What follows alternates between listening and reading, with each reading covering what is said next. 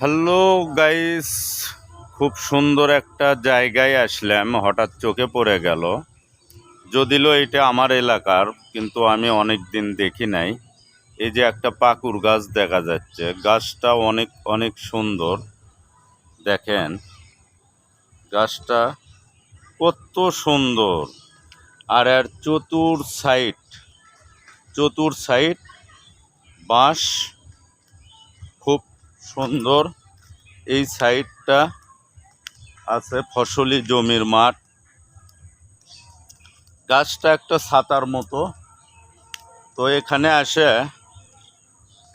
আশা করি যে সবাইকে ভালো লাগবে এবং কিছু মুহূর্ত কাটালে অবশ্যই সবাইকে এত এত ভালো লাগবে।